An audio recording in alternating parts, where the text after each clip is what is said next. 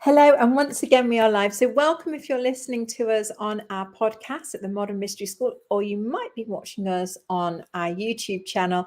And today I am joined by the lovely Julia. How are you, Julia? I'm amazing. Thank you. Thank you. Thank you for inviting me today.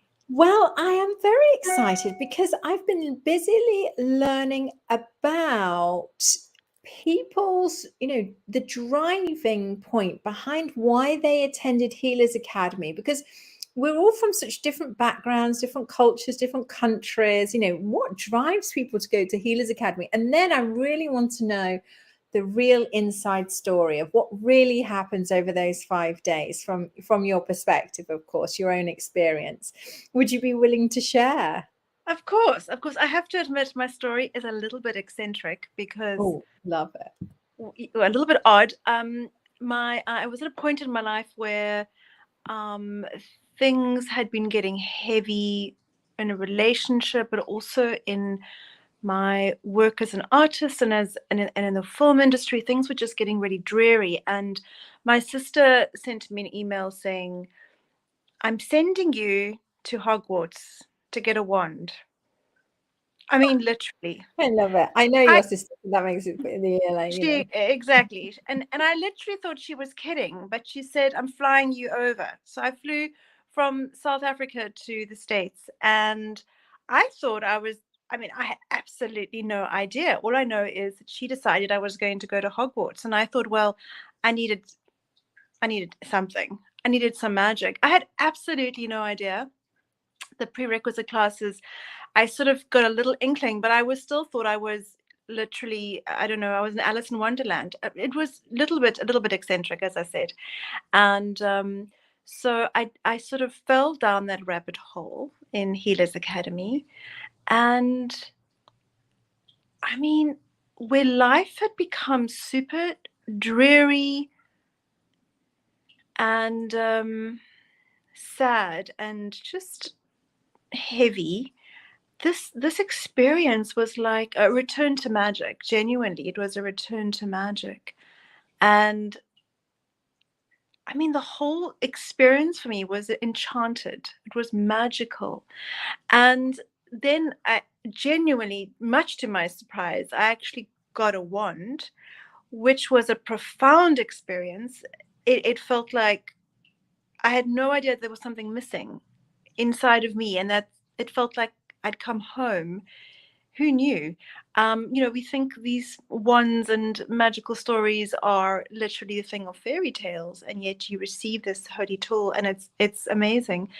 And it was an amazing experience. The empowerment I received, the light that came into my life, and nothing had ever come close to it. And where I'd been dealing with some issues prior to that, I started spring just like a kangaroo, literally jumping over these things. I mean, literally just moving forward effortlessly over previous emotional, mental obstacles that I'd had. But I have to admit, what I didn't expect, because I was in a very successful career. I wasn't actually looking for changes. I thought, I thought, and what happened was this wand. I don't know how else to put this because it's a little bit eccentric, but genuinely, this wand started bugging me, like nudging me, like literally harassing me. Why don't you call your friend so and so and invite her around for tea because she needs to receive this activation that we do with this wand? And I thought, no, no, no, I'm not some crazy healer. I'm a respectable, lecturer and, artist or whatever. I'm definitely not some weird new age healer. And I was really offended. My ego was really offended by this concept, but that wand wouldn't stop bugging me. So I decided to listen to it, and I did. I listened to it, and I thought, right, that's probably the end of it. It didn't stop. It kept harassing me. And long story short, my friends that I then activated then said to me, "Oh, would you mind doing that thing you do with the wand on, my other friend and this friend?" I thought, "Oh my goodness, what's happening here?" And it was a really interesting magic. So I stumbled into this without having any preconceived notions of wanting to be a healer, not even knowing that I really needed to make some radical changes. I didn't realize how I'd lost that spark, to what degree I'd lost it. And truthfully, when you start seeing people transform like that, I mean, it's a fulfillment that can't be matched, really. When people start finding themselves from within themselves, it's their authentic selves that they're starting to access, and starting to somehow, that activation leads people to just kind of follow a path they didn't know was inside of them, and things get clearer. Well, that truthfully led me to a crossroads within about a year and a half. Oh my goodness, I can't continue to photograph more things so people can buy more toothpaste, more BMWs, more, maybe I shouldn't say BMWs, more cars. And that's kind of what happened. It was a little bit quirky, eccentric, my experience was very Alice in Wonderland. I don't know how else to put it. I can't say everyone else will have that experience, but that was genuinely my experience. So could you tell us a little bit about actually, going into the room and how you experienced the room and the teachers and the teachings? Can you cast your mind back and share a little bit about that? It's so, I can transport myself there in a moment. I mean, sacred doesn't do it justice. It's like, I remember entering into that space, and it's like you were in a different alternative universe. It's like anything was possible, and there was this sacredness, this joy, this positivity, this overwhelming positivity. And everyone around me in the room, and the teachers, were just equally just happy. There was just a joy. I'd never experienced anything like that. Just this a collective joy. And it wasn't some weird high or something. It was really genuine, It was amazing. And experiencing that higher frequency in that room completely shifted my energy. And so when I went, out into the world, it changed how I interacted with people, and how I showed up, how I felt about things. And the amazing thing is that the initiation that you get after 5 days, that kind of allowed me to take a piece of what I experienced in that temple and to actually live it. I didn't go back to living in that temple in that high energy, every single day, but I could at least bring some of that and actually live it in my life. And it was amazing. I mean, it was completely unexpected, bearing in mind I got an email inviting me to Hogwarts, which I thought was, a joke. Yeah. It was an Easter Bunny joke. Like, she's trying to convince me the Easter Bunny is real. That's literally what I thought it was. Oh my goodness.